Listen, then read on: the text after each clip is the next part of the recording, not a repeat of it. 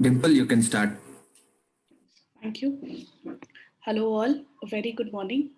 We will be starting with the second discussion of the Top Gear series. Today we are discussing the history sectional paper.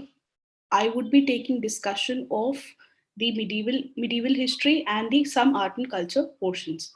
Here is the first question. The first question which talks about which of the following statements are correct with regard to the Nataraja Shiva, and it is asking for an incorrect statement here, right? The statement is the Nataraja Shiva sculptures have been found carved in Badami, Ellora, and Elephanta caves. So, which all places it has been found? And the second statement is the temple wall of Thilai Nataraja temple depict all the 108 poses of the Natya Shastra. Chola are famous for bronze statue of Nataraja. This is a fairly easy statement. We all know that Cholas have been famous for the bronze statue of Nataraja. The fourth statement, that the Shiva has been shown as holding a damru and a trident while performing Dandava. Taking into consideration all the four statements here, this becomes a fairly difficult question because it is asking about the nitty-gritties, where it is found, in temple, what all poses are found. However, C is a very easy statement. And if we logically go and we logically attempt this question, trident, if we talk about trident, it is something we always notice whether Shiva has a trident or not, because it is something which is associated with Shiva. And therefore, if we are very sure of this thing, because it is fairly noticeable thing, then we can fairly attempt this question. And here the D becomes incorrect.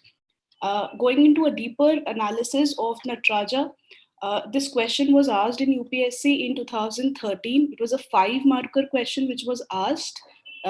Comment on this, briefly describe the features of Nataraja. The features here is, you need to know that it actually talks about the creation and destruction of universe. So the right hand, the upper right hand, which is holding damru, is creation, and similarly the upper left hand is your fire. So it is the creation as well as destruction. The fire represents the destruction, so the upper left and the upper right. And then when you talk about the lower right, so because if a person sees the creation destruction cycle altogether, can be fearful, therefore the lower right talks about the abhay mudra, abhay, so that a person should not be fearful seeing the cycle of destruction and creation. Abhay mudra, it tells the devotee not to be afraid. The lower left therefore tells do not be afraid and guides towards the path of salvation. So make some tricks to remember that, okay, this is creation, destruction. The upper right, upper left talks about creation, destruction. The lower right says not to be afraid, and the lower left talks about the path of salvation. The purpose of telling you all this in detail is to make you understand that by small tricks, you can remember things easily and you can apply them while solving questions. Herein, the locks of Shiva represents the Ganges river, and Shiva is dancing on a small dwarf which represents ego and ignorance. So Shiva is actually standing on it to get away from ego and ignorance. Herein, the Shiva represents Ardhanareshwar. Ardhanareshwar means the fusion of male and female. Ardhanareshwar, right? And it is the snake which is twisted around the arm is the Kundalini power, which actually resides in all of us in the human spine. And the whole symbol talks about the vast unending cycles of time. So small things, creation, destruction, Abhay Mudra, the path to salvation, can be seen from this figure of Nataraja. Try to remember this thing with short tricks and apply them while you are solving the question. The second question that I would be discussing is question number 11, which talks about consider the following statements that and gives a paragraph and tells you to identify which sultan is it. The first statement that he constructed Qut ul Islam Mosque in Delhi.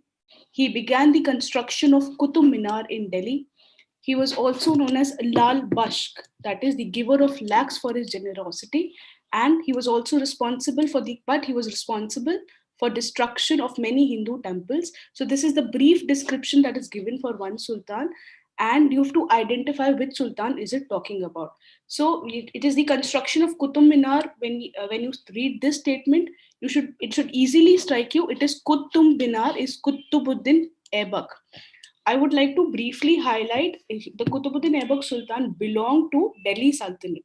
So I would briefly highlight the important dynasties in Delhi Sultanate and give a brief idea about the Delhi Sultanate altogether so that you feel that this topic is complete. So if we talk about the important dynasties under Delhi Sultanate, there were 5 dynasties: the Slave, the Khilji, Tughlaq, Said, and Lodhi. This succeeding picture is a picture from your NCRT which talks about the dynasties like the Said, Khilji, Tughlaq, Slave, Khilji, Tughlaq, Said, and Lodhi. Many times the questions in UPSC comes from the pictures, graphs that are given in your NCRT. So easily you can remember the short form here is your SKTSL. S stands for slave, then Khilji, then Tughlaq, then Said, and then Lodhi. These are the important dynasties which ruled over Delhi. Here, under the dynasties, there are few important rulers that you should know about. This picture tells that what was the expanse of the dynasties under Delhi Sultanate. The Tughlaq had the largest of the expanse, comparing the slave Khilji, Tughlaq, Said, and Lodi. It was the Tughlaq which has the greatest area under its empire. The important rulers under Delhi Sultanate that you should know is your Qutbuddin Aibak. We've asked the question on this. Iltutmish, Razia. These first three, they belong to the slave dynasty, the first dynasty. Then it was Ghiyasuddin Balban. He also belonged to the slave dynasty. So 4 important rulers under the slave dynasties were Qutbuddin Aibak, Iltutmish, Razia, and Ghiyasuddin Balban. After the slave was your Khilji dynasty. An important ruler under the Khilji dynasty is your Alauddin Khilji. After Khilji, it was Tughlaq dynasty. An important ruler was Muhammad bin Tughlaq. Even if you know this much about the Delhi Sultanate, what were the dynasties, who were the important rulers, and what are the important contribution of these rulers, you can fairly think that, okay, this topic is complete. And in any question comes from Delhi Sultan, you should be able to attempt that question or apply some logic. So I would be briefly talking about the rulers. Qutbuddin Aibak, we've talked about that in the question, that he was the one who had started the construction of Qutub Minar. He also started Qutub ul Islam Mosque in Delhi. He was known as Lakh Bash. So you know about Qutbuddin Aibak fairly now. After Qutbuddin Aibak is the Iltutmish. When we talk about Iltutmish, important thing about him was that he built a lot of mosque, waterworks, which every ruler does. The important thing is the 2 coins of Sultanate. The 2 important coins during the Sultanate was the silver tanka and the copper jittal. These were the 2 coins which were introduced by Iltutmish. Then is Razia. She was the first and the last Muslim Muslim ruler to rule over Delhi. She was the first and the last one. This much information is sufficient for Razia. Then another in the slave dynasty was your Ghiyasuddin Balban. He was a very strict ruler, and he actually symbolized austerity, and he wanted a strict obedience to the emperor. So when we think about Balban, think about him as a very strict ruler and who lived a life of austerity like Aurangzeb, right? So he was Balban, and because he was a strict ruler, he also had this spy system, and he introduced a Persian festival of Navroz in India. To actually have control over authority, he introduced certain system like paibos. Paibos means the subjects were expected to greet him by touching the feet. That is, Paibo system was also introduced by Balban. So far, the slave dynasty and the Delhi Sultanate and the important rulers seems to be complete. Now, after the slave was the Khilji dynasty. A very important ruler was Alauddin Khilji. When we talk, he was not the first ruler, he was the second ruler, and he succeeded Jalauddin Khilji. Jalauddin Khilji, not much information is given in your NCRTs, and it is not that important. More important is Alauddin Khilji, so we are talking about that. He was also known as Sikandar Sani. He built built Siri city near Qutub Minar. He introduced Dag system, which was branding of the horse. He branded the horse to know which are the superior quality of the horse, so that those superior quality of the horses could be employed in a warfare. And he also introduced Hulia or Chehra, descriptive list of the soldiers. So it was like an identity card. It was Alauddin Khilji who introduced Chehra, the Dag system, and Hulia system. He was the first ruler of the Delhi who had ordered the measurement of the land, because he wanted to know that how much of the land revenue can come. So he wanted that measurement of land should be there. This is Alauddin Khilji. So we've completed the slave, we've completed Khilji dynasty. Now Muhammad bin Tughlaq. He's a ruler in the Tughlaq dynasty. He's known for his experiments, which had failed badly. So Tughlaq is considered as a ruler who had very good plans, but they were not implemented properly, and therefore they failed. Like what experiments? He introduced taxes in the Doab region, in the Gangetic region, but because there was famine, he did not actually reduce the taxes, which led to various impoverishment of the peasantry. So this is something he, as a ruler, would have understood, that during the time of famine, he should not have introduced taxes. This was something which actually failed. The whole purpose of him was to increase his own revenue. So he also introduced some revenue reforms, like he introduced a copper token currency. But because it was not implemented properly, there were lot many people themselves, they started minting currency, leading to failure of this reform. So he was a good ruler with respect to plans, but the plans failed badly. He also he shifted his capital from Delhi to Devgiri, right? Because he wanted to protect his empire. Devgiri was in the center of India compared to Delhi, because we've seen in the Tughlaq, the entire India was under his domain. Therefore, to have a better power control, he wanted to shift somewhere in the middle of the empire. However, this experiment also failed. So he was a ruler with failed good plans, but the failure of implementation. This is your Tughlaq dynasty. So you were fairly should know about these rulers from Delhi Sultanate to cover the topic. Not many students actually read medieval history. So fair idea about these topics will give you some knowledge which you can apply while solving MCQs. Coming on to the next question. The next question is, consider the following statement with reference to N.A. Desala's system. It talks about that the system was introduced by Akbar. It talks about the average produce of different crops, along with the average prices prevailing, were used to calculate the revenue then. So you're taking into consideration, I would give you some important highlights of the Mughal rulers. So important Mughal rulers are your Babur, Humayun, Akbar, Jahangir, Shah Jahan, and Aurangzeb. So important idea about their reign. It was Babur who actually started Mughal dynasty. During his time, there were two important battles. The first, Battle of Panipat in 1526, he fought with Ibrahim Lodi. The second was Battle of Khanua, that he fought with Rana Sanga. So two important battles during the time of Babur were Battle of Panipat and Battle of Khanua. He did not introduce gunpowder. Why do I emphasize this? Because in UPSC, there was one question that he introduced gunpowder. In NCRT, it is clearly given that he did not introduce gunpowder. However, he introduced a new method of warfare. That is, he enabled the good use of both the artillery and the cavalry. Cavalry means horse and artillery means the foot, soldiers by foot. So he introduced and combined them. So the three important things in the Babur is the Battle of Panipat, 1526, Battle of Khanua. He did not introduce gunpowder, and he introduced a new method of warfare. This is about Babur. Following Babur was your Humayun. Humayun had a very short stint of 15 years, and this was also in turn, there was Sher Shah Suri, who actually was leading to very small fights during the reign of Humayun. So the two battles were Battle of Chausa and Battle of Kannauj, which Humayun fought with Sher Shah Suri. And important thing under Humayun is the Humayun tomb, which was built by his wife.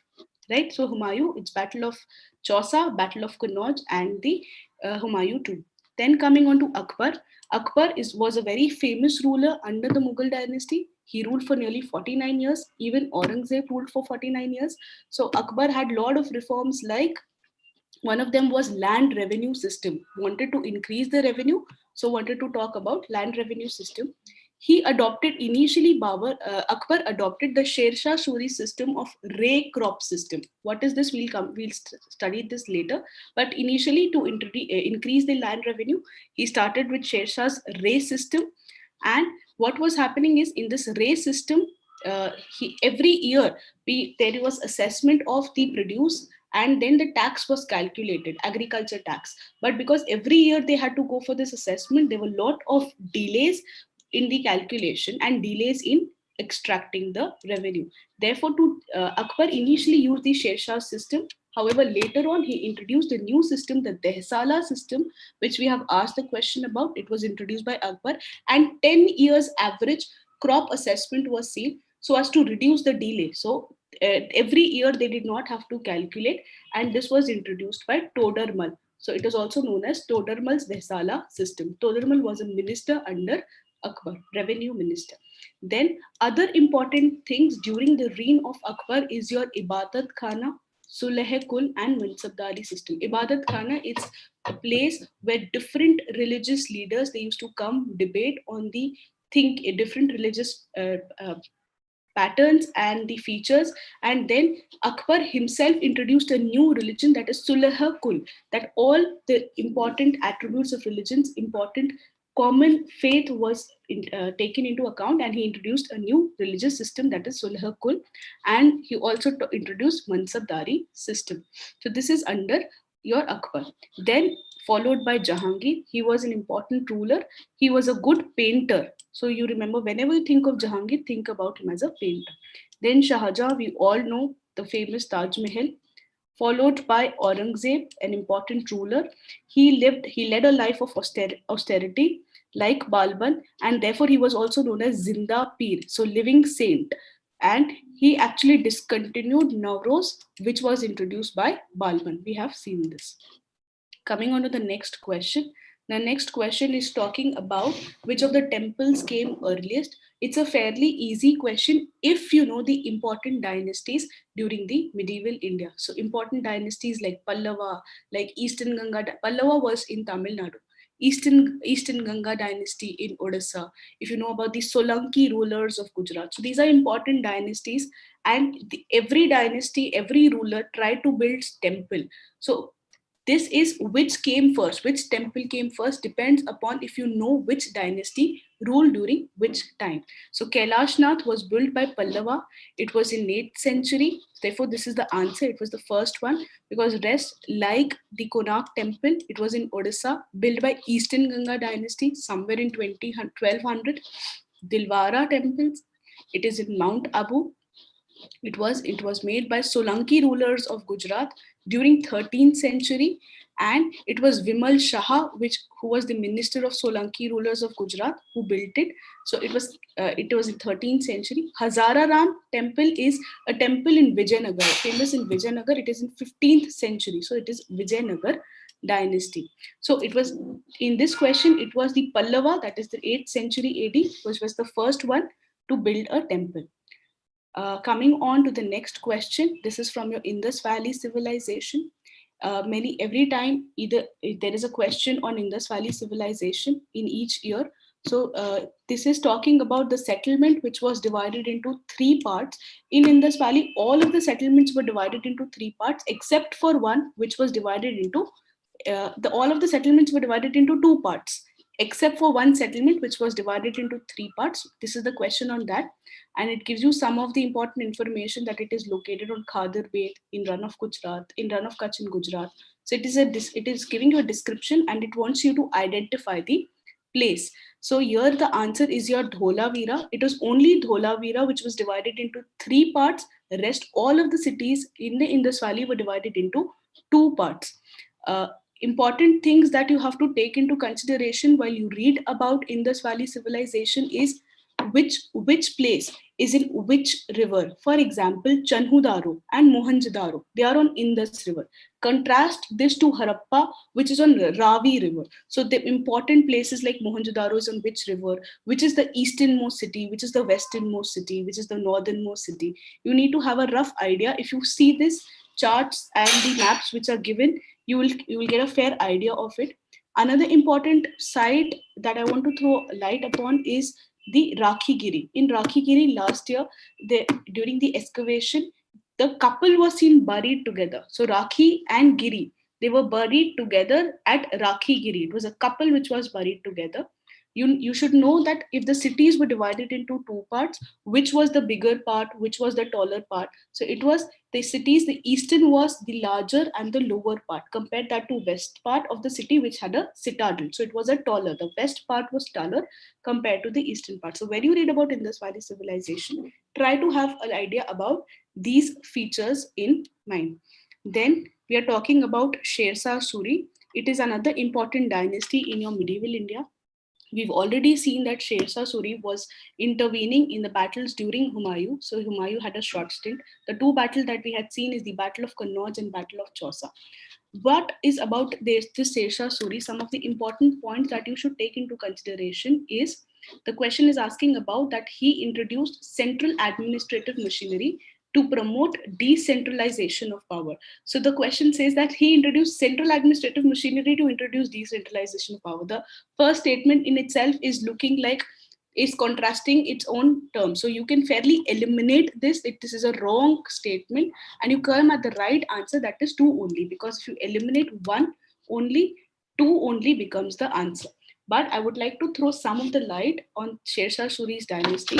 So Sher Shah Suri, some important information about is he introduced law and order system. He built Grand Trunk Road. He introduced custom reforms for as to facilitate convenience for the merchants. So customs were introduced only in two places and not all over India, so as to have better tax collection and convenience for the merchants also. And even if you logically think about the first statement, it says about decentralization of power.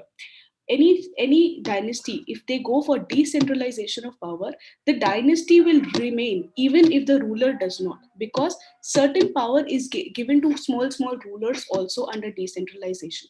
However, we know only about Sher Shah Suri under the Suri dynasty. That means it was only a single powered dynasty, single powered man dynasty. Therefore the dynasty collapsed as the ruler collapsed. So you can also think on those lines कि और कोई dynasty के और कोई ruler के बारे में पढ़ा था क्या शेरशाह सूरी के बाद under the Suri dynasty? So our answer is no. Therefore it is not a decentralized but a centralized dynasty. Another important reforms that was introduced by Sher Shah was Sher Shah wanted to actually promote commerce, trade. Therefore, he brought custom reforms. He brought currency reforms. He also built sarais, that is the lodging for the convenience of the merchants. He introduced fine coins of gold and silver and copper instead of the debased coin. So these are the currency reforms, trade reforms, commerce reforms, the communication reforms in form of the Grand Trunk Road. And we know that he introduced a ray system for land revenue, which was initially adopted by Akbar, but later because of the inconvenience, Akbar introduced new system, that is Desala system. He also introduced Chehra system, which was introduced by Alauddin Khilji. He also built something on the Siri city. He also built a tomb for himself at Sasaram. And he also he patronized Hindi work like Padmavat of the Malik Muhammad Jasi. So these are some of the important reforms and some of the important things under the Sher Shah Suri dynasty. If you know this much about Sher Shah Suri, it is more than enough. Coming on to the next question. The next question is is with reference to the Mathura School of Art. Consider the following statement. So when we talk about Buddhism, Buddhist architecture, there are three schools which are important: your Mathura school, your Amravati school, and Gandhara school. The question we are asking us is on the Mathura school of art. It says the Mathura school produced all the three deities, Buddhist, Jain, Hindu. It was a completely indigenous school of art. That is the second question, that is the second statement, which is wrong. And the third statement, it says that Buddha was represented with curly hair, top knot, half closed eyes. This is a feature of Gandhara school, a fairly simple feature which you should know, that what in the Gandhara school, what form of Buddha was represented. If you know this much, you can answer this question. 3 only becomes wrong, and by elimination you get 1 only. Here is the feature of Gandhara, which we have asked you. So the curly hair, the knot, the half closed eyes, a beautiful picture, a beautiful sculpture of Buddha under Gandhara. The important 3 schools are Gandhara, Mathura, Amravati. Gandhara was mainly Buddhist, Mathura was all 3 religion, and Amravati was mainly Buddhist. So this becomes an easy question if you know the third statement. Important thing here to note is the Mathura school was influenced by all 3 religions. It was not completely indigenous because it was under the influence of the Kushan dynasty. That Indo-Greek influence was seen, and Mathura came first compared to Amravati and Gandhara. This you should know about the Buddhist school of architecture. The question, this is about the slave dynasty. The slave dynasty, the architecture under the slave dynasty. We've seen slave dynasty. In the slave dynasty, important thing you should know is slave dynasty was also known as Mamluk dynasty and Ilbari dynasty. Therefore, the first statement, the style of architecture came to be Mamluk style of architecture, is correct because slave dynasty under Delhi Sultanate was also known as Mamluk dynasty. The second statement, it combined the feature of arc and lintel method. This is wrong because it is a feature of Tughlaq dynasty architecture. And the third statement, most of the construction were remodeled the Hindu structure. You can apply logic like saying that every time a new dynasty establishes, the first ruler does not have a luxury of time to make the grand architectures. The same goes with Babur. Babur established the Mughal dynasty, therefore Babur could not create lot of architecture. All he could do was remodel the existing architecture. Therefore, the slave dynasty was the first dynasty. Obviously, they did not have that much of time to make new architectures. Therefore, they remodeled the architectures, existing architecture. So 3 is wrong. 3 is correct. Sorry, at the first is correct if you know the names, alternative names of the slave dynasty. The second is wrong because that is a feature of Tughlaq dynasty. This combination of arc and lintel method is important feature of Tughlaq dynasty. And the other important thing is the batter system. The batter system is the sloping wall system, which give lot of strength to the building. So this is also important feature of the architecture under Tughlaq dynasty. Therefore, the correct answer here is your 1 and 3, that is B. Important thing that you should note here is the new dynasties do not have time to create architecture. They can only remodel the architecture. The same goes for slave, the slave goes for Babur. We're talking about the Chisti under the Sufism. The question is about the major feature was austerity.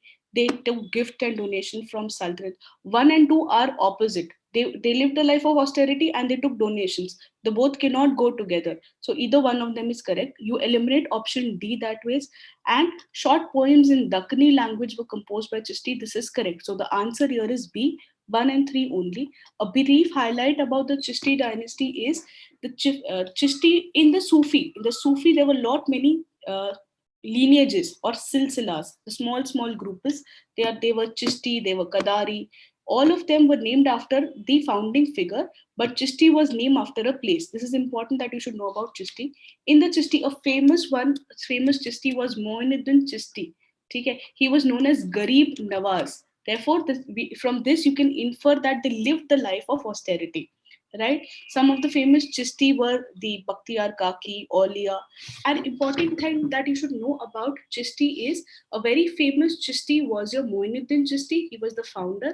And the second famous was your Sheikh Nizamuddin Aulia. He was also a Chisti and he patronized Amir Khusro, who introduced Qawwali system in India.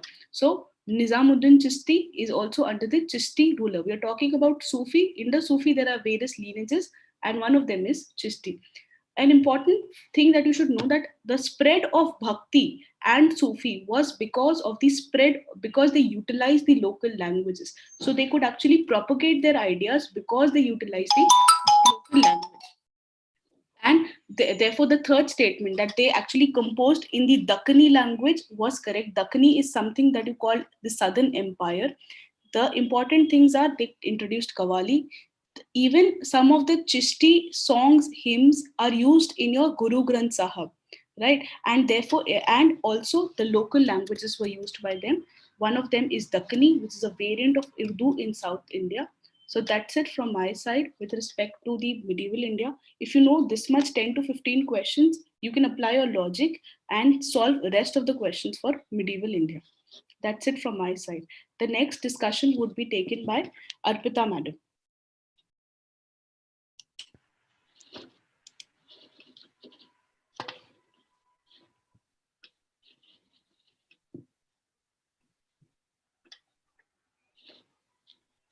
Thank you, Dimple. That was a very insightful discussion. So I'll be taking up the questions of ancient history from our test. So to begin with, the first question that we have is related to the Central Asian contacts. And what was the contribution of the Central Asian contacts in terms of our ancient Indian history? Now, this question is providing us with three statements. If you see, this is a fairly easy question in terms of saying that you can attempt this question in the exam if you apply some knowledge as well as a little bit of your educated guesswork. See, knowledge will be required if you see the second statement that it strengthened the idea of divine origin of king.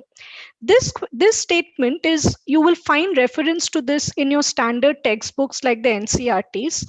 If you know that this is correct, then coming to the first statement, introduction of turbans, trousers, and heavy long coats. Now, you know that the Central Asian contacts, and I will mention a little more in detail about the Central Asian kingdoms that came to India. They were concentrated in the northwestern part of India. And if you think of the dressing patterns of the people in the northwest, in Punjab or in present day Afghanistan, then you can very easily guess that turbans and heavy long coats were a part of the dressing here. So even the first statement is correct. Now, coming to the third statement, introduction of better cavalry. See, this is a very generic statement in the sense that it is not saying introduction of cavalry. It is saying introduction of better cavalry. Okay, so it's a very qualitative statement. If you think for an examiner to put a wrong option here in terms of saying that no, they did not introduce better cavalry, would actually require a lot of research. Okay, and probably if an examiner makes a statement like that, some other research paper will come up after your UPSC exam which will say that no, the Central Asians were responsible for introducing better cavalry. So if you apply a little bit of logic here, you can guess that a generic statement like this, that introduction of better cavalry, is likely to be correct. So the answer here is going to be D, that is all the three statements are correct. So the answer here is D. Now let's try and understand a little bit about the Central Asian contacts. So when we are saying Central Asian contacts, what we mean is we are referring to the Shakas, the Kushans, and the Parthians. Amongst these three, it is the Shakas and the Kushans which is more important from our examination point of view. So you can see in the explanation here that we have mentioned that they introduced turbans and tunics and trousers, and they referred to themselves as Devaputras or sons of God. Thus they went beyond Ashok, who called himself as Devam Priya. And the third statement is telling us that they introduced better cavalry and the use of riding horse. Now, when we refer to the Central Asian contacts, they came to India in their concentration in India was around the areas of Punjab, in Takshila. Some were even present in the areas of MP as well as in the Deccan. So, in addition to the statements that were given in the question, we need to know some other contributions that were made by the Central Asian contacts. So first we will look at the Kushans. What was the important contribution that were made by the Kushan rulers? The one important ruler in Kushan dynasty was Kanishk. So they were important because they introduced gold coins in India. Second, with respect to Kanishk, he's also very important for popularizing Buddhism. And you must know the names of the important scholars like Ashwaghosh. Ashwaghosh is known for writing the Buddha Charit. We also have Nagarjuna. Nagarjuna is famous for the Madhyamaka school of Buddhism. And another important Buddhist scholar that we have is Vasumitra. In addition to this, the Kushans also popularized two more capital cities of India. That was Mathura and Peshawar. So whenever you are studying about the Kushan dynasty, please remember some of these important contributions that were made by them. Now coming to the Shakas, one important Shaka ruler that you must know about is Rudradaman. And one important contribution of Rudradaman is the Junagadh inscription. And the picture that you see here is of the Junagadh inscription. Now, why is this inscription important? Because in this Junagadh rock inscription, actually, you find three different types of inscription. One of it dates back to Ashoka and is an Ashokan edict. Second is of the Gupta ruler Skandagupta.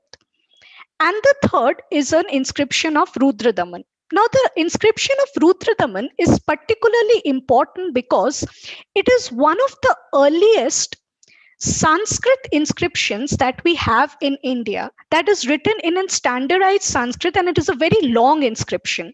So when you're studying about the Shakas, particularly emphasis should be on rulers like Rudradaman and the Junagadh inscription. Coming to the second question, it is related to the famous rulers of the Rashtrakuta Empire. Now see, in a question like this is a very factual question where if you are not aware of this, you are unless you are completely, aware of the Rashtrakuta Empire and you know about the various kings, you are likely to get this kind of a question wrong. And it is not possible for us to do any kind of guesswork in a question like this. So it's going to be you either know it or you don't know it.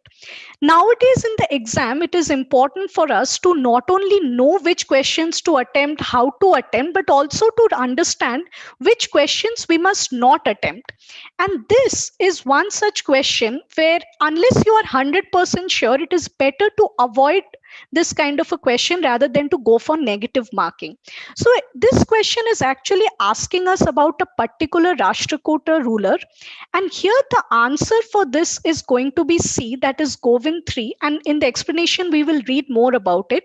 So this is the extent of the Rashtrakuta dynasty that you see here. The capital here was Mankheta. So about the Rashtrakuta dynasty, Danti Durga was the founder of the Rashtrakuta dynasty. Now, Amugh is a very important ruler because he is important for our art and culture, as he wrote one of the first works of Kannada poetry known as Kaviraj Marg. And the third ruler that we have here is Govind III, about whom the question is asked. That is, he created terror in Pandyas, Cholas, and Pallavas.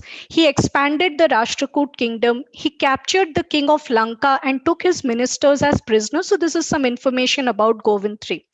Now, whenever you come across this kind of a question in the test series, generally how we prepare when we are reading about any of the important kingdoms or empire is that we should look at how the society was organized, the contribution of some of the important rulers in terms of art and culture, any important sculptures or architecture that came up during that period. Usually we do not put a lot of emphasis in knowing about the battles that they were involved in. And that kind of an approach is also fine. If you come across one such question in a test series, does not mean that you should go back and start learning about each and every battle that was fought by the rulers. So this kind of a question, as I said, is also helps us to know that what kind of questions we should ultimately end up leaving in the examination. But the Rashtrakuta are important more in terms of their contribution to art and culture and the architectural heritage. So what you see here is an image of the Ellora caves. So their significance in art and culture can be seen in case of Ellora. Here you have the Badami caves. And this also includes Badami, Ayole, Patadakal. So all of these were important contributions of the Rashtrakuta rulers. So you must know about the architectural significance of the Rashtrakutas as well. The next question is related to shipbuilding and navigation.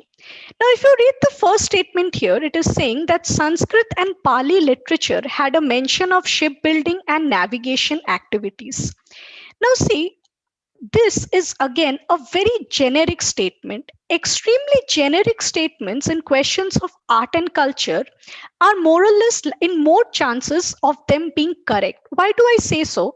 See, the literature of any language is going to be very vast, be it Sanskrit, Pali, or anything, be it Tamil literature or Bengali literature.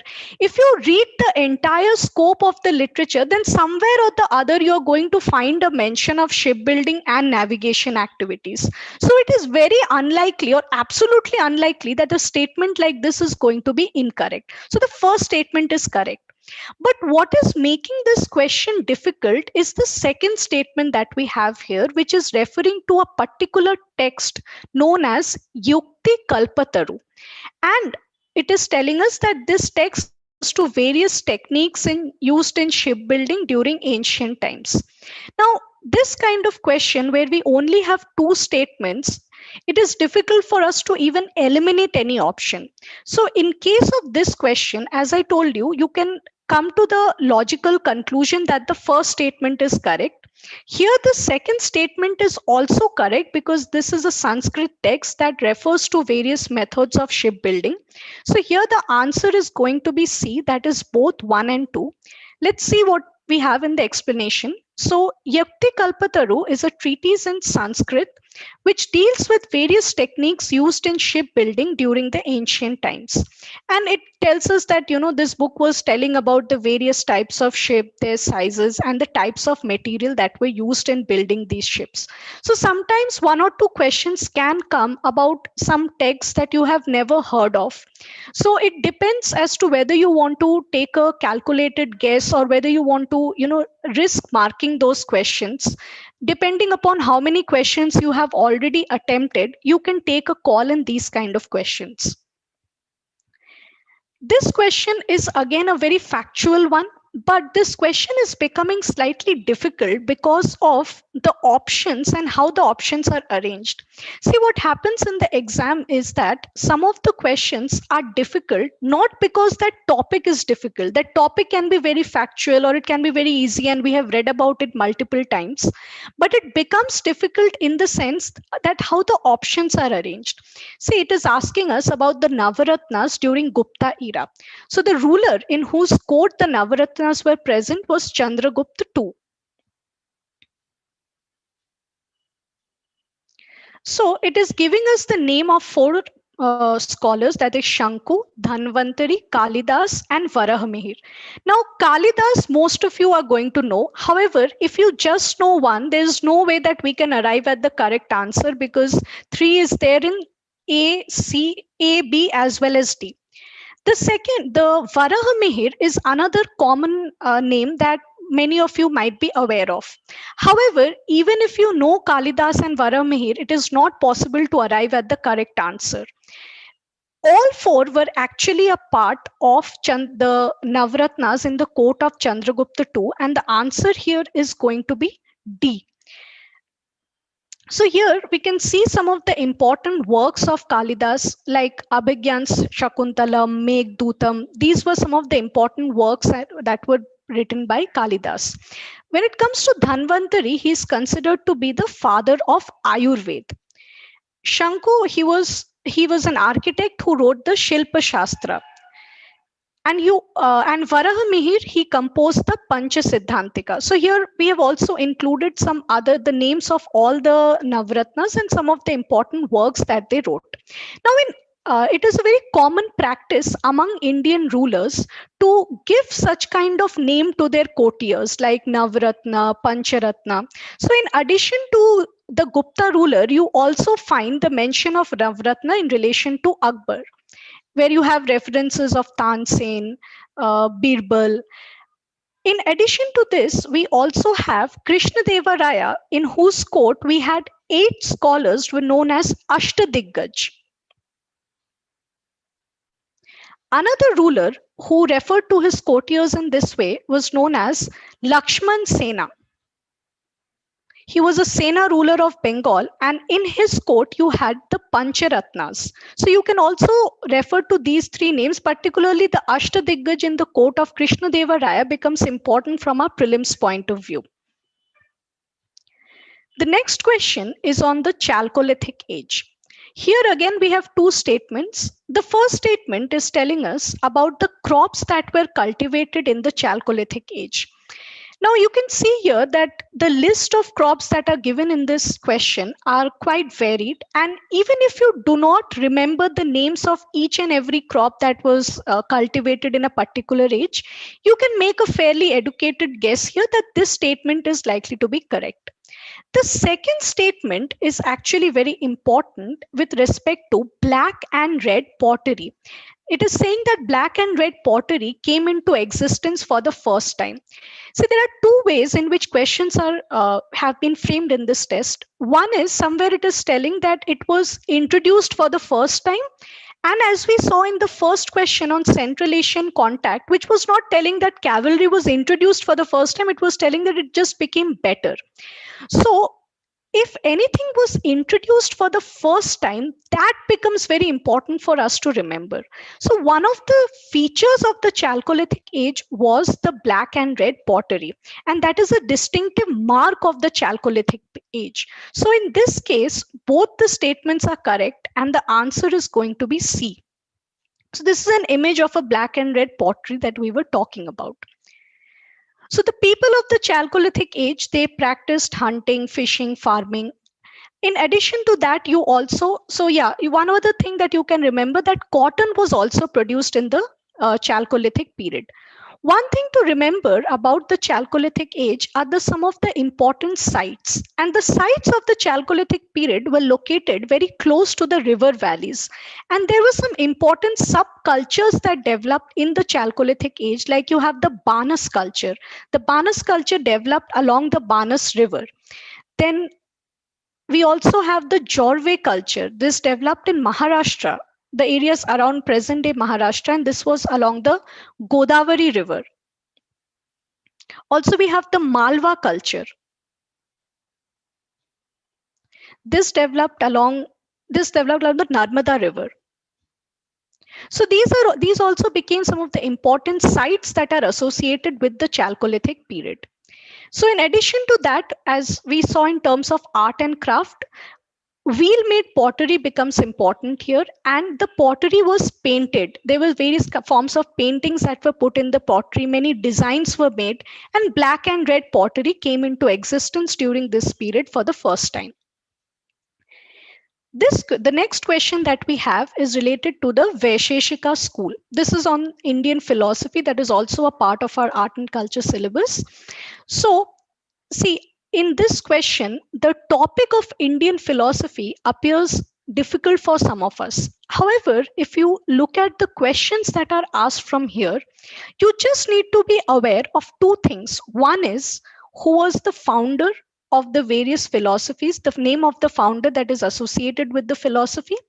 And the second, some very simple 2 to 3 facts that distinguish the various philosophies from one another. And we have these 6 philosophies known as Shad Darshan, and I will explain them briefly to you. So this is asked this. So Vaisheshika is also one of the Shad Darshans, and what this question is asking us is that it propounded the atomic theory. Absolutely correct. The Vaisheshika school is associated with the atomic theory, and the founder for Vaisheshika is Rishi Kanad. And the second statement, it considers that living beings are rewarded or punished according to law of karma. This is also a very simple statement about the Vaisheshika school. If you read some very basic 2-3 facts also about this school, these two statements are going to be a part of that. So here the answer is going to be C, that is both 1 and 2. Now let's take a brief look at the Vaisheshika school of philosophy. The founder of the philosophy was Rishi Kanad. The philosophy propounded the atomic theory, and the basis of this school's philosophy is that the universe is reducible to a finite number of atoms. Another important thing that this philosophy talks about is that the universe is composed of 5 elements: earth, water, air, fire, and ether. Now, when we are talking about Indian philosophy, we classify the Indian philosophy into orthodox and unorthodox. Now, the difference between orthodox and unorthodox is not related to whether they are talking about the existence of God or belief in God. No, that is not the case. When we say orthodox, we are basically talking about whether they accept the authority of Vedas.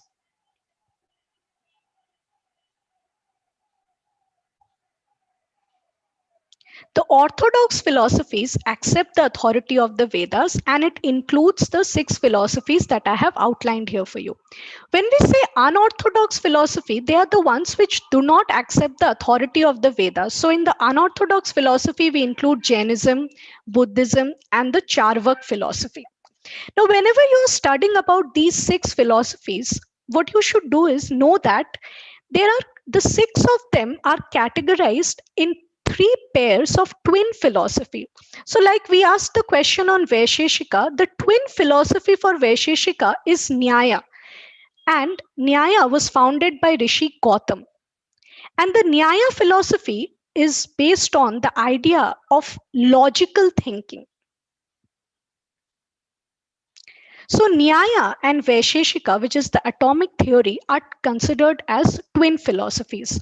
Similarly, when it comes to Yoga and Sankhya, they are considered twin philosophies because both of them are concerned with the 2 divisions of Purush and Prakriti. So the Sankhya philosophy is associated, the yoga is Patanjali. Nyaya, the founder, is Rishi Gautam. For Sankhya, it is Rishi Kapil.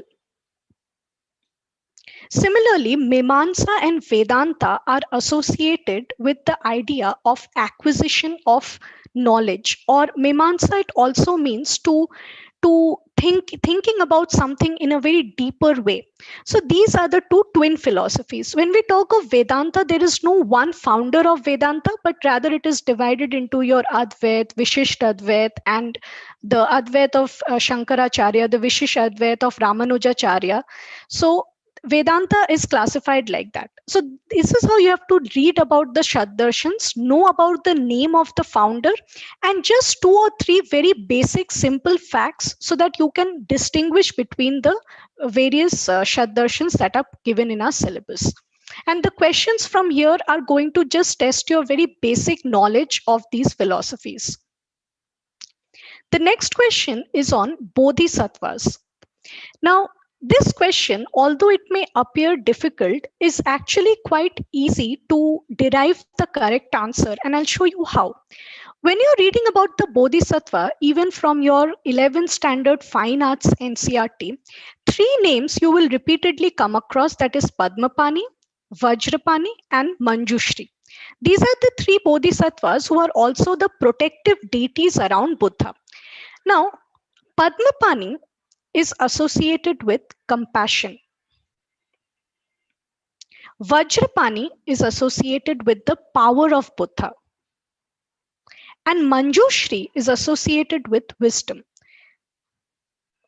So these are the 3 things that you can remember. Now, if you knew about Vajrapani being associated with the power of Buddha, and you come and see the options here, only if you knew about statement 2, that is Vajrapani, which is, and that this guardian of purgatories, that this is wrong, you can arrive at the right answer.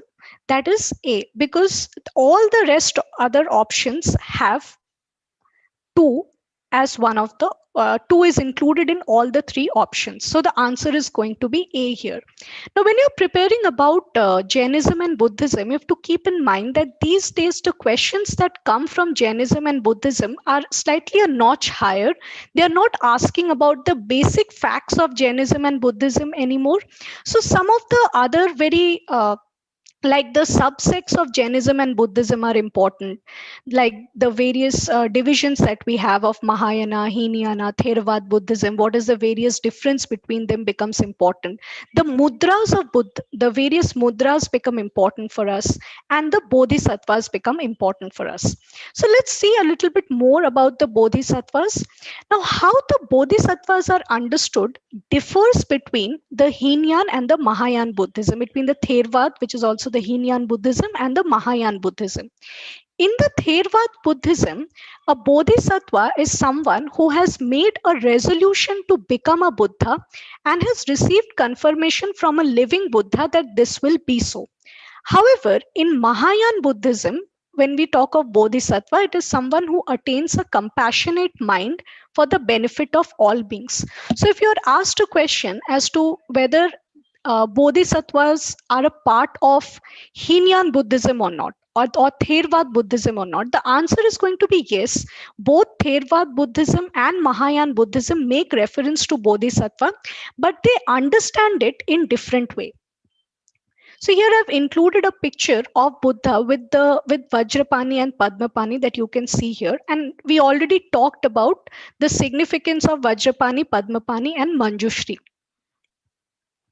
Coming to the question, it also had Amitabha Buddha and Maitreya. So Amitabha is the Buddha of heaven and Maitreya refers to the future Buddha. So all the 4, except for the second one, the first, third, and the fourth Bodhisattvas, the description is correct. This is a fairly simple question related to Sangam literature. And all the 3 statements are just testing your very basic knowledge about Sangam literature.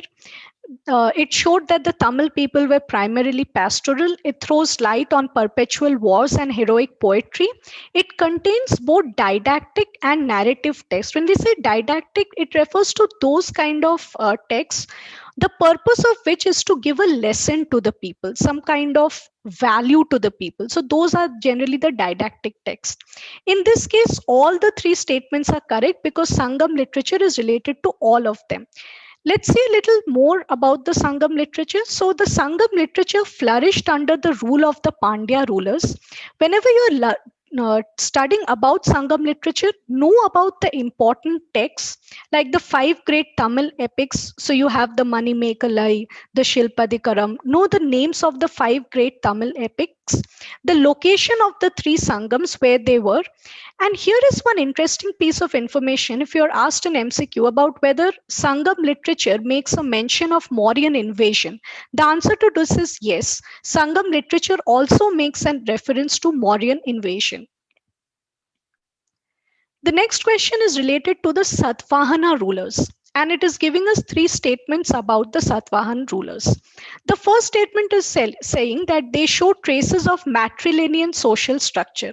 Even if you know the name of one Satavahana ruler, the most famous one, that is Gautami Putra Satkarni.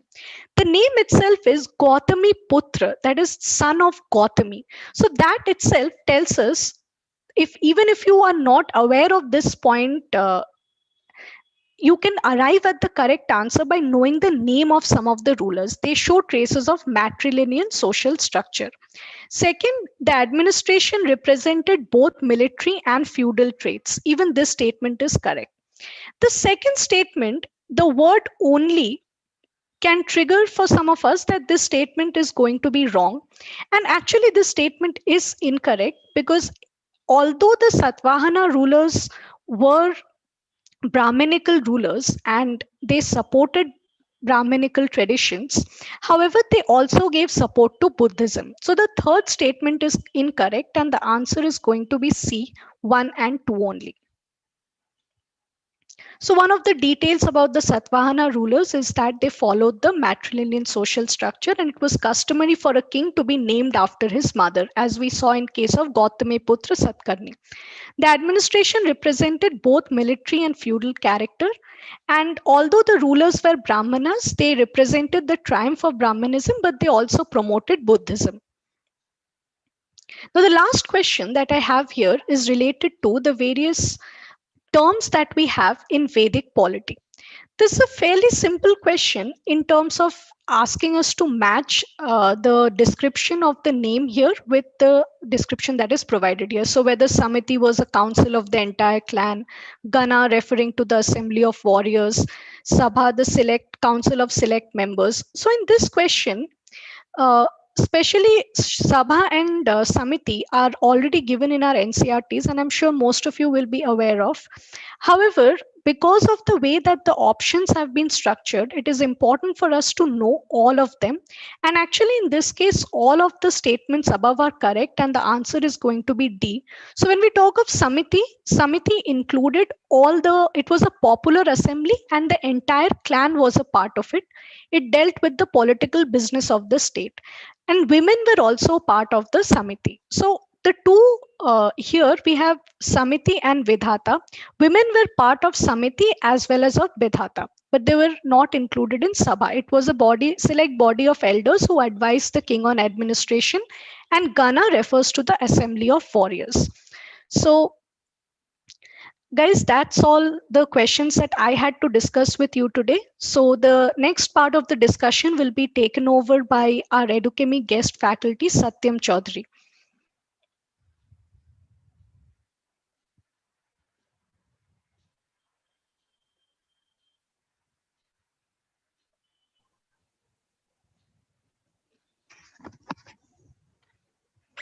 Thank you. Thank you, Arpita. Uh, Hello, everyone. I'm going to start with modern history, but before I start with the discussion, I would like to broadly tell you what was the scheme of the paper. Right. So if you look at the test paper, you will realize that when it comes to ancient history, medieval history, and art and culture, we had adopted fairly standard sources, which are NCRTs, Nitin Singhania, some internet, because UNESCO heritage site and all are not given in NCRTs, and also some internet for that. There were only a few questions which were actually, kind of out of these sources. So, which you are bound to get in the exam, right? But when it comes to modern history, you must have found that there were a lot of factual questions which were not from the standard sources. Now, why did we do that? We did that because if you look at the UPSC paper in the last few years, 2-3 years, you will see that there are always one or two questions at least which do not come from standard sources. Last year also the questions like Rukmabai and all, they were not from standard sources at all. They were by standard sources, I actually mean the sources that we actually use, whether it be Bipin Chandra, whether it be spectrum that often people of GS study. Some study Bandyopadhyay, but then there were questions that are not there even in Bandyopadhyay, right? But then at the same time, it's not possible to proliferate and read all the sources. It's not logical to go and read Grover at all. It's not logical to read these materials or contents, right? So how do we then balance between the two? We cannot advise you to go and read Grover. That's not logical at all, right? Even it's not about whether you want to study that now or not. The fact is that you don't want to study that even 1 year away from prelims, because it increases the cost too much, right? You don't want to study this. Then what could have been done? So we deliberately included a lot of questions from these sources because that will enable you to actually have content from these sources, right? Which sources which you are not going to study. So there were like, I guess 22, 23 odd questions in modern history deliberately, which were from these sources, so that you actually end up, uh, getting content from these sources while not reading these sources. So that was the idea. Then there were also questions, some were like really easy questions, like questions on Swadeshi and all are quite easy. And then there were questions that I'm going to actually discuss now, in which there could be some idea, there could be some story, there could be something of that sort. Sort of modern rula diya. Yes, I know the questions of modern history were actually quite difficult. So yes, in that sense, modern ne rulaya hoga. I agree with you.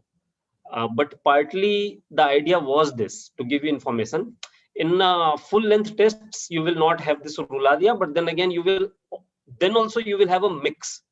Like even in UPSC, if you're forced to leave some questions, how can we have questions in which you're not forced to leave? So that will happen in full length test also, but then for now, the primary purpose was to give out some extra information, which you can maybe jot down from the solution and keep with yourself, right?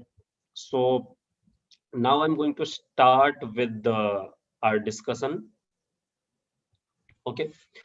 So first question I'm going to take up is question number 10, which is, which of the following are not part of 11-point demand of Gandhiji before the launch of civil disobedience movement?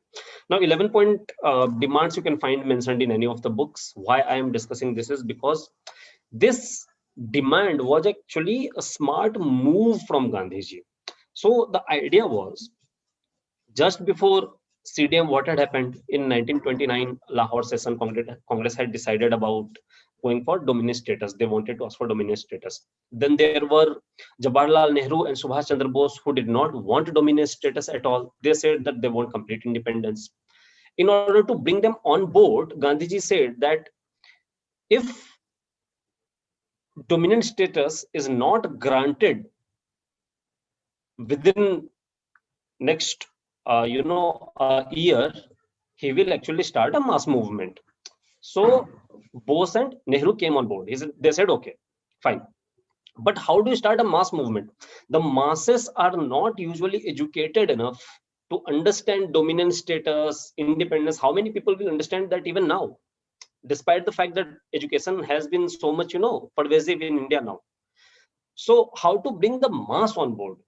In order to bring the mass on board, you need to state demands which are closer to the masses. And that's what these 11-point demands of Gandhiji actually did. So if you look at them, he actually bundled the demands into some particular packets. There were 6 general demands mentioned here, like reduction of expenditure of army, civil services, complete prohibition, reform of CID, right? Arms Act, amendment of Arms Act was demanded because it was actually discriminatory.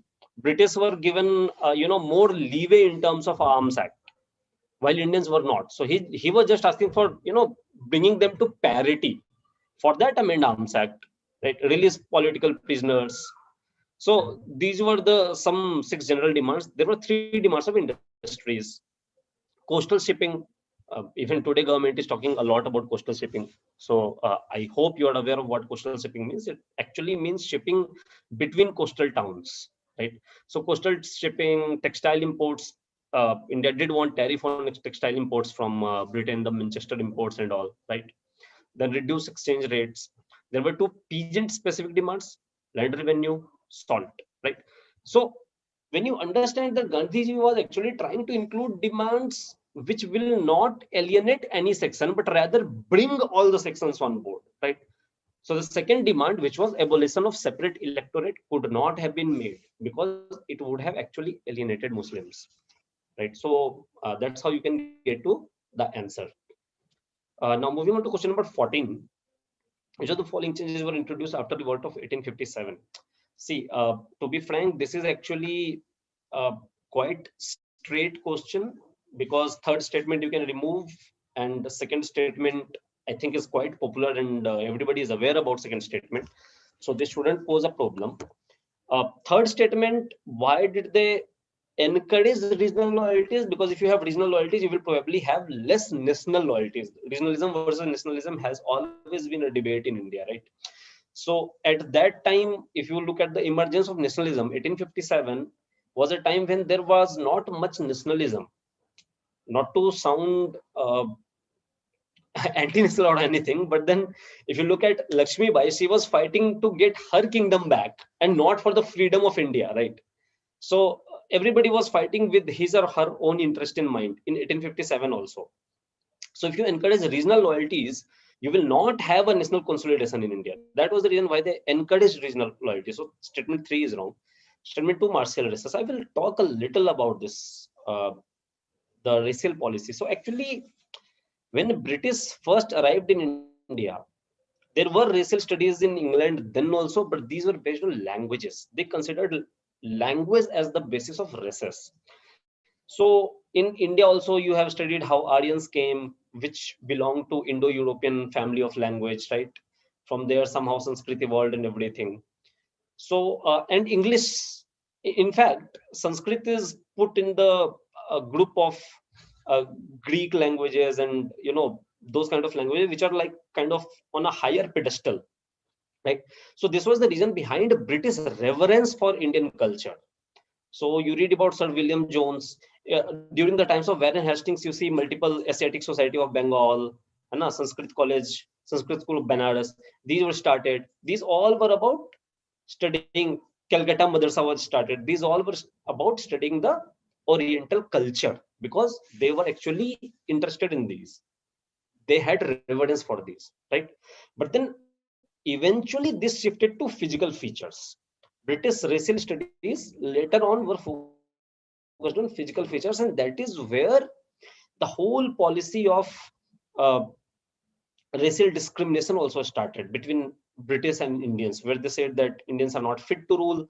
The idea of martial races emanated, so all these are somehow, academic is always linked to the policy making of a government, right? So academic academic idea was also there behind all this happening, right? So this is what I wanted to point out, just a brief story of racial studies and why British policy changed so dramatically from studying Oriental culture to starting, in 1800, there was college started in Calcutta for training civil servants in Oriental culture, but then it was shifted later to London, right? So all this has the impact of this racial studies, right? Okay. So moving on to next question. So I have clubbed a few questions in which we can actually weave a story together. So question number 25, which of the following statement is incorrect? The question asked is incorrect with the reference to Indianization of civil services. So the question, actually, if you read all the 4 statements, even if you do not know the first 3, you should know the 4th and 3rd at least, is what at least I would expect. First and second are more to push some information to you. So the next question, I will discuss all of this, don't worry. These are just clubbed. Which of the following provisions were part of Montagu-Chelmsford reforms? And there is another question on 1935, Government of India Act 1935. The answers I guess you already know. So I'm not going into what are the answers. I will rather go into acts, Indian acts. The broad points that you may keep in mind as part of a so-called quote unquote story, right? Gradual Indian representation. I have just named it like this. Okay. So I'm starting with 1861 because before 1858 Act, there were charter acts. Company was in power in India, not the British government. After 1858, it was the British government that was in power in India. Okay. So when company was in power, actually, just a brief idea, the presidencies of Bengal, the presidency of Madras, and that of Bombay, they were kind of powers in themselves, and all of them reported to the Court of Directors. Court of Directors is actually related to the East India Company. East India Company का directors होते हैं ना, board of director आज हम लोग बोलते हैं. So board of directors of any company. So that was the court of director, right? So all of them reported to Court of Directors. But eventually, through Charter Act, political intervention started, in which British government started intervening. So when they started intervening, they needed one source, one power over all other powers, to which, whom they could ask to report, to which they could correspond, right? So one single authority they wanted. So first, the governor of Bengal was turned into Governor General of Bengal. Later on, he was turned into Governor General of India. So first was Warren Hastings, 1772, Charter Act. Then Charter Act of 1833, which is considered the height of centralization, is when Governor General of Bengal was converted into Governor General of India, and Bombay and Madras were brought in complete control under him. Bentinck was the Governor General then, right? So this was the height of centralization. Now 1861 marked the decentralization process, wherein the legislative power of Bombay and Madras were restored. That is one thing, one specific thing at least that you should know about the Act of 1861. Okay. Now there are a few themes across these acts which you can see happening in a sequence, and that is how you can try to keep them in mind, right? So 1892, the power of discussing budget. See, you have not been given the power to vote on the budget, only to discuss it and ask questions to executive. You cannot even ask supplementary questions. So if you ask me a doubt and I reply to it, and then you ask me supplementary question, then and I don't reply to it, I'm actually, not answering your question fully, right? So that is actually the idea here. So they were not allowed supplementary question. एक सवाल पूछो, जवाब जो दिया बस वही सुन के बैठ जाओ. I will not allow you to ask more questions based on my answer, right? So supplementary were not allowed. Only discussing budget was allowed. You can ask questions, right? There was element of popular vote. Popular vote as in, so I can appoint, say I'm ruling over an area, okay, and I can pick people from there and appoint them as part of some executive council that rules the area. But then there is no voice given to people there. I am the one picking, right? I can find people loyal to me. So even British could find Indians loyal to them and appoint them, right? Non-official members. But in 1892, what happened was, there was an element of popular vote because non-official members were to be nominated by Bengal Chamber of Commerce and provincial legislative councils. In the central legislative council, in provincial legislative councils, they had to be nominated by universities and some prominent municipal bodies and all. Okay, these are the important things of 1892. 1909, indirect election with proportional representation was introduced in the central legislature. It's not nomination, it's election. Single transferable vote thing that you read about, the way you read about Rajya Sabha elections today, something like that was introduced. It was indirect, not direct. Remember this thing, okay? Because direct election was introduced in 1919. That was the first time direct election. I told you these things are happening in sequence. First nomination by British, then 1892 nomination by Indians, then 1909 indirect election by Indians, then 1919 direct election by Indians, right? So this is a sequence in which it is happening. In 1909, Indians were also allowed to be part of the executive council, and Satyendra Prasad Sinha became law member. Fine. Then again, you see budget evolution. Supplementary question, I told you, were not allowed to be asked. Now they were allowed to be asked, and they were allowed to even move resolutions on budget. Okay. Next is Act of 1919. I think you know about the Montagu Statement of Responsible Government as integral part of the empire, right? So as part of this policy, diarchy was introduced in provinces first. It was like empowering only the provinces, Indians in provinces rather, in which there was this responsibility of minister. What is the meaning of responsibility of minister? I think you have read polity. We say responsible government because the executive is responsible to the legislature. Lok Sabha can remove them. That is the meaning of responsible government, right? So responsible government, in order to realize, they said responsible government gradually. So pehle kya kiya? Only in provinces, only a part of the ministers were made responsible. The rest powers remained with the governor. So this is what diarchy is. Two centers of power, right? There was devolution of subject from union to provinces. Now this is something important to understand. It's not federal. Ye confusion hota hai. Many people get confused here, right? So what was actually done was, today you look at Indian Constitution, there are three lists: union list, state list, and concurrent list. What if there was just one list, okay, called union list, and union was given the power to take some subjects out of it and give them to states? They can give to states whenever they want. The union can give to states whenever it wants, and union can take it away whenever it wants. That's not federalism. That's not division of power. That's just devolution of power. There's a difference. So here it was just devolution of power. It was not division of power. Okay. So this is one thing to be noted. Now, evolution of budget, you see next step. Earlier, they could just ask supplementary questions. Now, Legislative Assembly was allowed to vote on it. Bicameralism was introduced as center, and Legislative Assembly was allowed to vote on the budget. This is another important thing.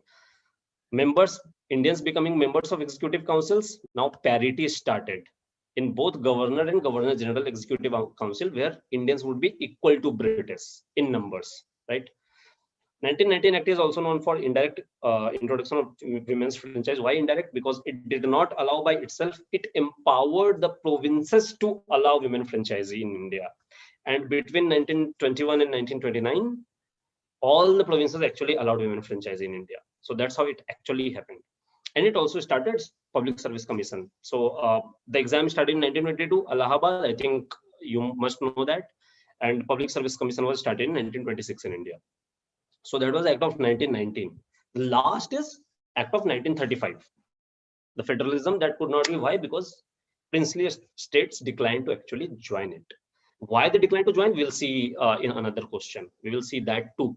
Okay, but they declined to join, so it was not a proper federation per se, but then the federal list was there. So just like I said, list, union, state, and concurrent list are separate in India now. This act actually provided separate lists. So it was division of power here, and hence it was actually a federal act, unlike the previous act in which there was devolution of power. Residuary power was to be decided by Viceroy as to where it belongs. It was not, in some books it's actually written that it was Viceroy's power. Viceroy will not have legislative power. Viceroy will only have executive power. But the Viceroy was given the power to decide whether the residuary subject that has come belongs to the federation or the provinces. That was what was done actually, right? Provincial autonomy and responsible government, I think everybody is aware about this. 1937 elections and everything, the way Congress formed governments everywhere, right? So governor, this point, see, governor enjoyed executive authority on behalf of the crown. So earlier the governor used to report to the governor general or the viceroy. But now, because of division of power, governor also enjoyed its authority directly from the crown and not from the governor general, right? This was one important distinction because it was federal in nature, right? There was diarchy at center. It was planned, but it did not become operational actually at all. The diarchy of provinces, which was done in 1919 Act, had to be replicated at center now. It did not become operational at all. Women were given reserve seats. Again, one step ahead. I had talked about women's franchise earlier. And here you see federal, provincial, and joint public service commissions were to be formed, because once you have, introduced federalism, you want provincial public service commissions also. So that also answers this question, that this is incorrect because federalism was introduced in 1935 Act, right? So this is the whole story. I have clubbed these questions together.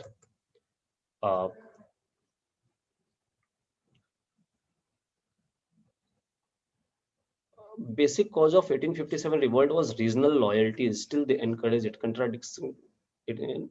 I already explained, Ram. I don't know why you did not get it. It's not contradictory. Regional loyalties led to 1857 revolt, but the bigger problem with 1857 revolt was that it had spanned across a large region. And that was because of connection between the leaders and members of different, and kind of a common belief system, which actually was there in India, wherein, the Mughal Emperor was again proclaimed as the Emperor of India. That was a common belief system that was everywhere, right? That is why this happened. So if you don't want that, to happen, you will actually discourage these national loyalties. You don't want him to become the Emperor of India, right? Because local insurgencies or anything can be tackled very easily. That's the thing. Okay, question number 36. Reference to Bhagat Singh. See, UPSC does not ask questions on revolutionary terrorism, if you notice it. Seldom they can ask it, but it's quite seldom. So this is not an area to be emphasized a lot on. But then you should definitely know about important personalities, important movements, important events, which are like very important ones, quite prominent ones, so that in case they ask, you don't miss out on a question which everybody else has answered, right? So Bhagat Singh was actually, if you know about Bhagat Singh a bit, there's a 2-3 page document, Why I'm an Atheist. You can just Google it and read it. I think it's an interesting read. He was a Marxist in belief, which you will see a lot when you read Why I'm an Atheist, right? So he was a Marxist in belief who believed that it's not about freedom from British, it's about the freedom from oppressor. Even if you remove British and then you continue to oppress Indian people, it does not make any sense. It does not lead to anything. You need to remove the oppressors. That's what his belief system was. So that's the kind of person that Bhagat Singh was, right? So he also talks about how arms and weapons were only used to ferment emotions in India rather than, attain freedom for India. He did not believe actually that arms could lead to freedom in India. And Bhagwati Charan Vohra's book that's asked in another question about philosophy of the bomb also argues the same. The book does not say that through bomb you can attain freedom. The book argues that through bomb you can actually mobilize people, right? So that's what Bhagwati Charan Vohra, all these people broadly believed that, okay? And they believe that actually it requires a popular broad-based mass movement which can lead to India's freedom, right? So this is one thing. Hindustan Republican Association, it was later changed to Hindustan Socialist Republican Association. That's where Bhagat Singh had played the role, not before that. Hindustan Republican Association was not formed by him. So these are some facts that you can simply read, but I was just giving you a broad idea about Bhagat Singh. One last thing, there are 2 Lahore conspiracy cases. So somebody might get confused with this, so I'm just highlighting this. First happened after Gadar movement in 1915. And the second one was related to HSRA, which was, they were manufacturing bombs in Lahore, which was caught. And after that, there was this trial, which was called the Lahore conspiracy case. So there were 2 Lahore conspiracy cases. And Bhagat Singh was tried consecutively in 3 cases. One was this assembly bomb case, then this was Lahore conspiracy case, and then Saunders murder case. 3 cases he was tried into, right? So that's one. Next is this question, Governor General and important events. So if you have, so this is one question. Next question is subsidiary alliance was by Wellesley. I think this is a very easy question. Nonetheless, my purpose of this question was this slide. This slide is, it is important to remember policies.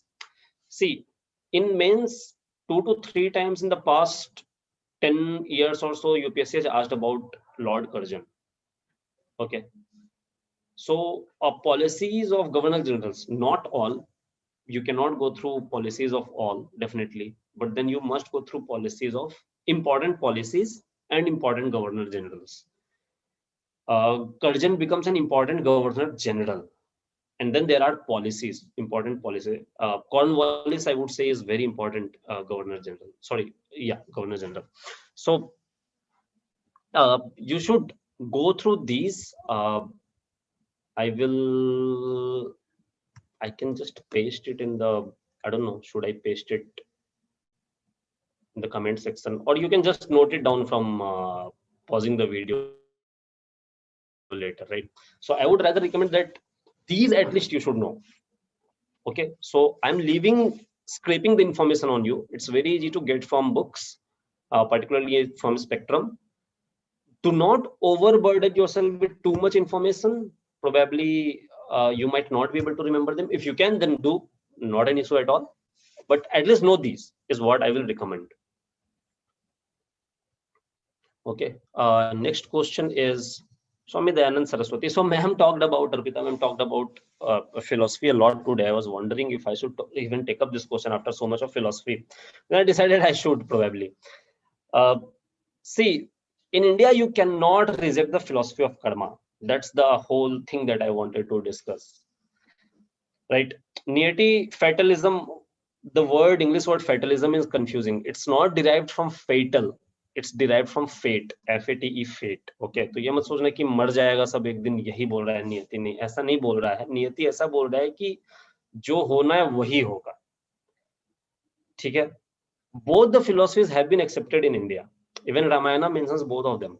Okay, so in Ramayana there is a sloka called होई ही सोई जो राम रचि राखा कोकड़ी तर्क बढ़ावे साखा.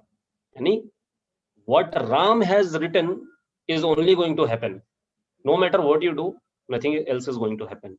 But then there is also shloka called Karma Pradhan Vishwa Kari Rakha Jo Jas Kari So Tas Phal Chakha. So karma is the most important feature of the world, and what you sow is what you will reap, is also said by the same Ramayana. Right? So both of the theories have been accepted in India, both the doctrines. But between the two, doctrine of karma has always been dominant, and that is the reason why hedonism failed in India. No hedonistic philosophy could survive in India because of this. Because karma is one thing that's quite ingrained in Indian philosophy. It comes back even in Gita, it comes back everywhere, right?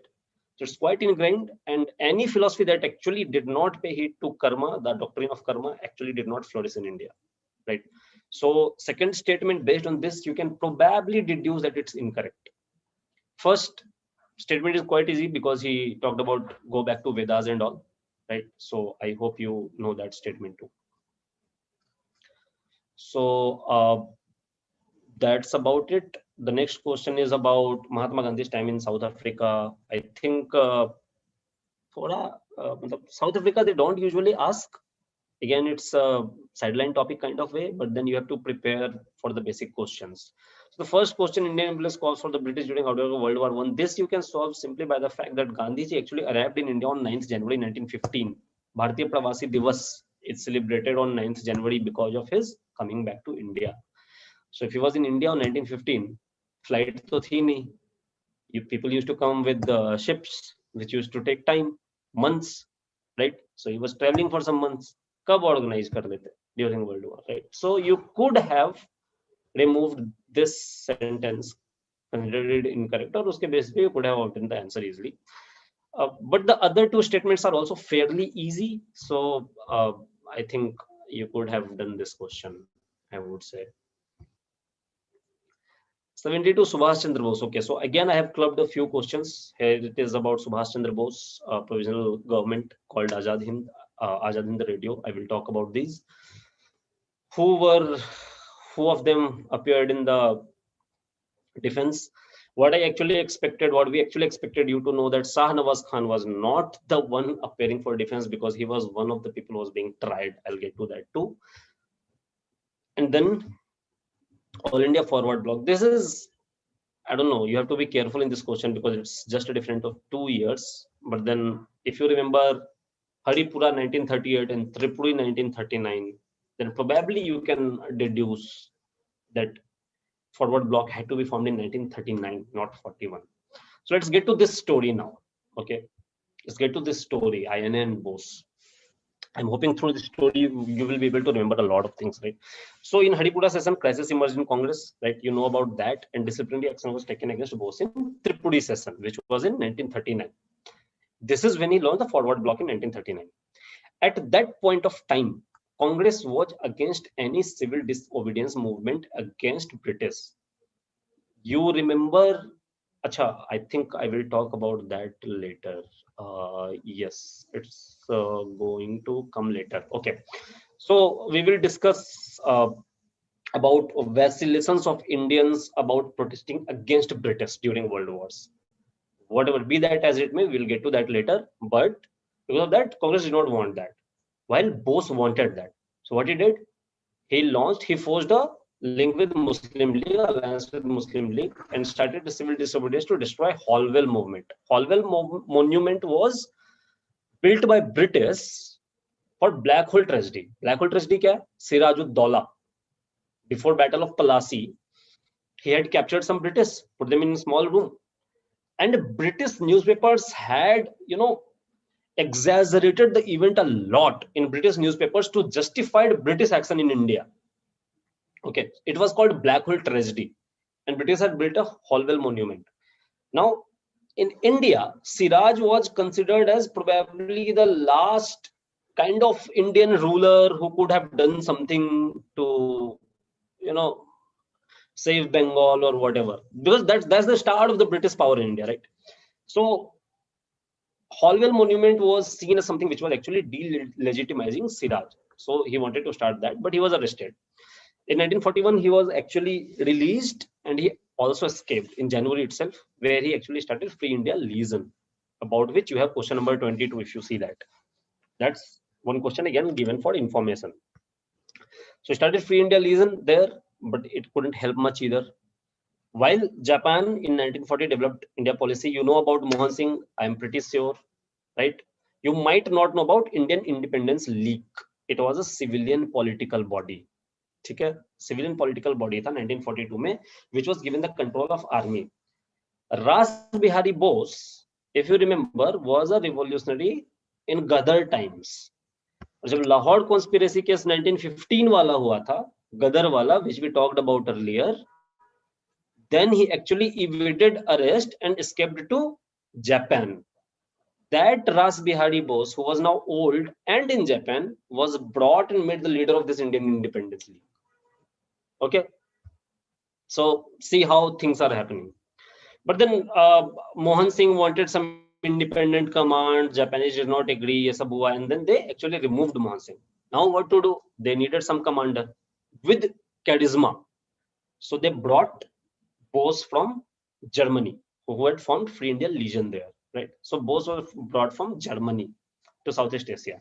He had established Azad Hind, which was the provisional government. A provisional government kya hoti hai? So something like China, when Maoist takeover happened in China, the government of China ran over to Taiwan, and there they said that we are the actual government of China, and it depends on other countries as to who they recognize as the actual government, whether they say that okay, the government in the Taiwan is the actual government, or they say that the government in China is the actual government, right? It depends on different countries of the world. So he formed a provisional government of Free India, and which was called Azad Hind, and 8 countries recognized it, right? Azad Hind Fauj or INA was a part of it. Now INA trials, if you read about that, are the very important issue. They became very important issue later on, INA trials. And one important statement was, जो slogan बोलते हैं ना, लाल किले से आई आवाज, Sehgal Dhillon Shahnawaz. So Lal Killa is calling Sehgal, Dhillan, Shahnawaz. It's important because Sehgal was Hindu, Dhillan was Sikh, and Shahnawaz was a Muslim. Shahnawaz, that's why I said Shahnawaz Khan, you should have known that he was actually one of the people being tried. Okay. So this trial happened. Tez Bahadur Sapru, Bhulabhai Desai, Asif Ali, Nehru, Kailasan Kaju. Nehru represented after a really, really long time. He had donned the clothes of a lawyer. Asaf Ali, if you remember, his wife Aruna Asaf Ali was involved in Quit India movement, underground revolutionary work, right? So we relate to her. Everything is related in history, right?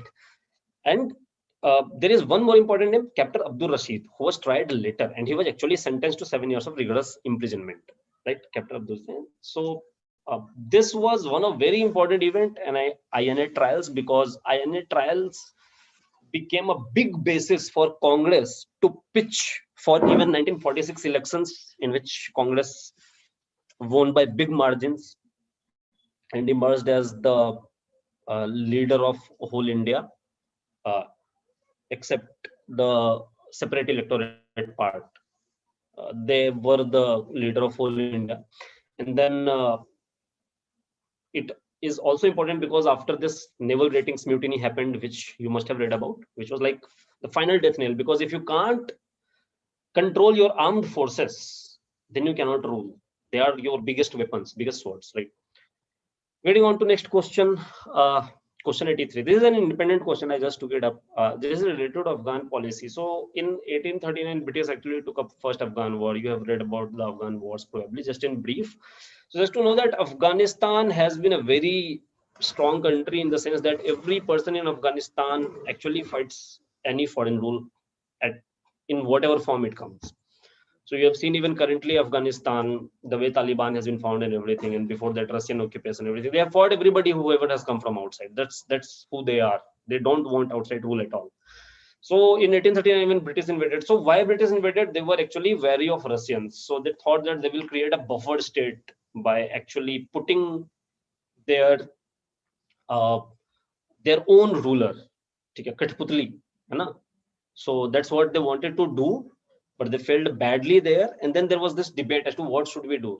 Some said forward policy, occupy Afghanistan, no matter how much money sinks in Afghanistan, occupy it and keep it. Others said that no. Just remain in India, befriend Afghan ruler, and fight Russians only if they reach India-Afghan border. So that the British or masterly inactivity is a part of that. This silent policy wherein you don't want to actually interfere in Afghanistan. This is the policy that actually dominated later. Princely states. So I will talk about some history of again princely states. This is a very easy question again, I would say, because correct is asked and option C is obvious because it has to be advisory and consultative. They cannot impose anything on British, right? So if they cannot impose anything, they have to be a consultative body, advisory body only. But then I have taken up this question to discuss some extra content on princely states. So Chamber of Princes, we have seen, was formed after Montagu Chelmsford reforms. Fine, this statement is simple. Praja Mandals, they were formed in 1920s. These were the mandals of people, Praja, right? So they were formed and from them was derived the All India States People's Conference, which was formed in 1927, right, which started demanding democratic rights. See, till this time, Congress did not interfere in states. They usually kept away from states because, as per them, at least Indians were ruling there, right? Also, it was difficult for Congress to handle both British provinces as well as states, right? So they usually kept away from states. But by this point, the policy within Congress had started changing because of the pressure again from left wing, which was Nehru, Bose, etc. Right? So 1928, Congress urged princes to introduce. See, they are just urging princes, not doing anything substantive here, just urging princes to introduce responsible government. Right?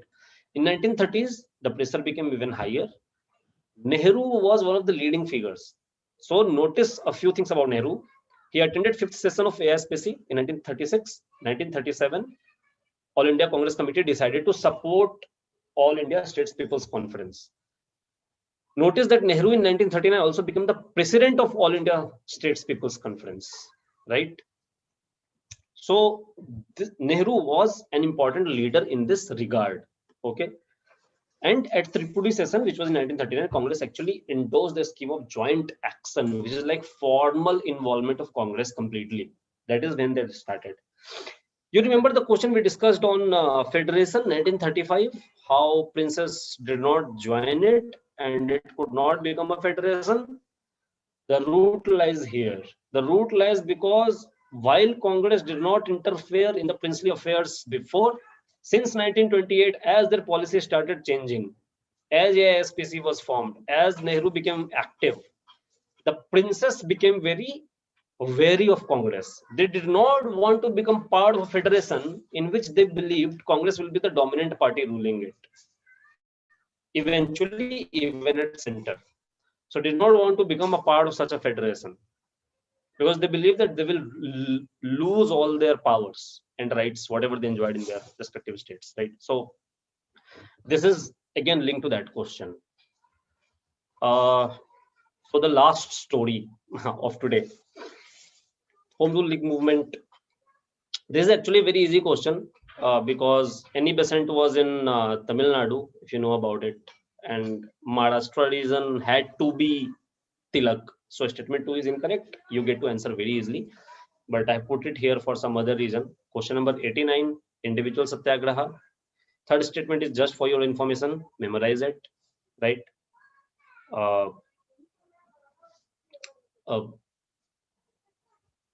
Wait a second. I think I have marked the wrong answer. Yeah, I'm sorry. The answer has to be C. I have marked the wrong answer because first statement is incorrect. Okay. Yes. So This is next. Then 90, Cripps Mission, what were the proposals, and 100, Quit India movement. I will weave all of this in a single story. Remember, we were talking about whether Congress did not want to launch civil disobedience against British, which Bose wanted to launch. Congress did not want to do that. Why? Because during World War, they did not want to do this. This dilemma existed in World War I also. I talked about that also, Home Rule League movement, Gandhi. Gandhi did not support Home Rule League movement much because he believed that there is some British providence. As in, earlier Gandhi used to believe that British crown is probably good. It's the officers on the ground who are not as good. Right? This is called the idea of British providence, something that even moderates believed, which they eventually jettisoned, but then this is what they believed, right?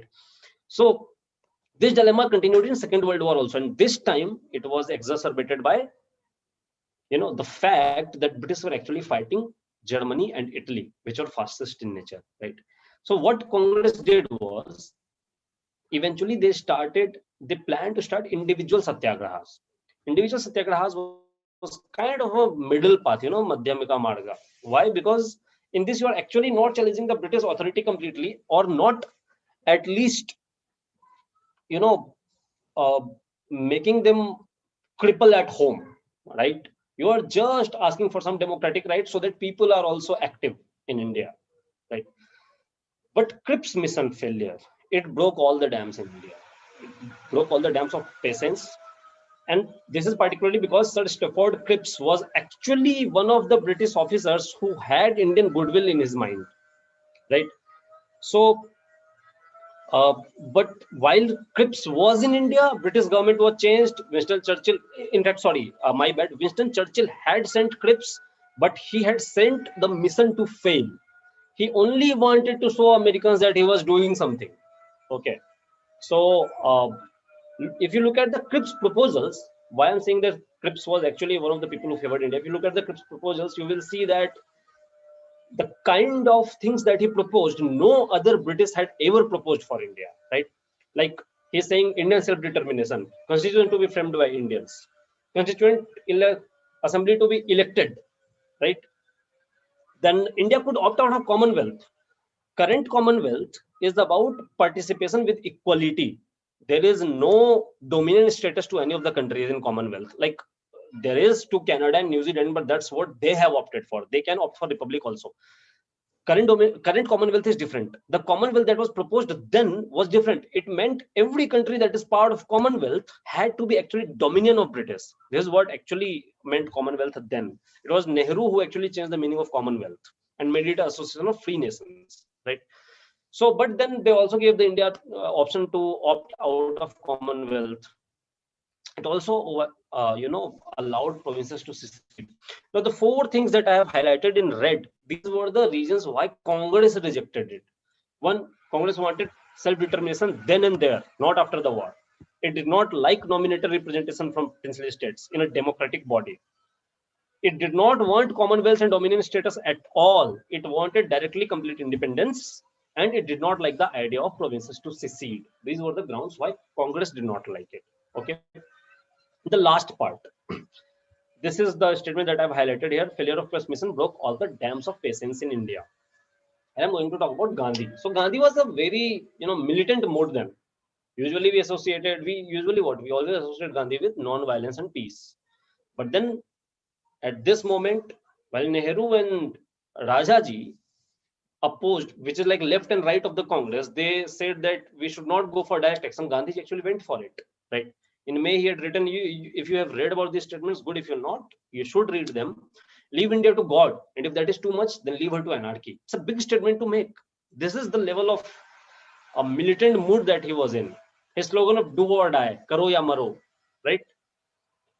He also mentioned that in case leaders are arrested, then consider yourself as free people and decide for yourself what should be the course of action. So don't wait for direction from leaders. Every individual is free to decide. And he even defended violence as saying that, this is violence.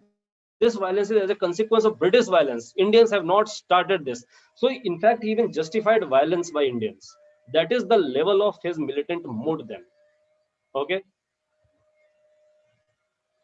So this is all that I had to share.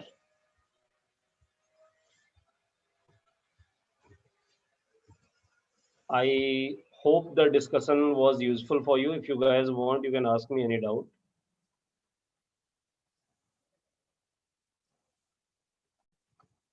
One thing I realized that I have actually mistakenly changed the answer of question number 89. It's actually 1 in 3 because the question is asking not correct. It's not asking correct. So that was my mistake. I skipped the not part. So question number 89, it's actually 1 in 3.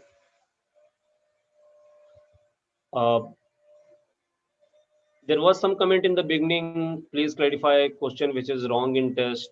We can only clarify if you tell us which question you are talking about. We cannot talk randomly about any question.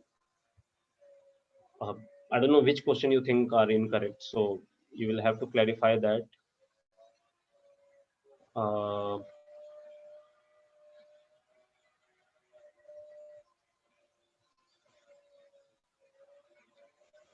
Some questions are wrongly worded. Siddharth, you will have to clarify which questions, otherwise how can we know if they are wrongly worded? Like, we don't think they are wrongly worded, so read again, you will get. Okay. So the third question relates to left politics. Which question thesis? Acha, those questions are just for information. Don't worry about them. They're just for your information. Just take the information, leave the question. Don't go to those books to read them. Okay. So I think that's it. That's all. Thank you. Take care.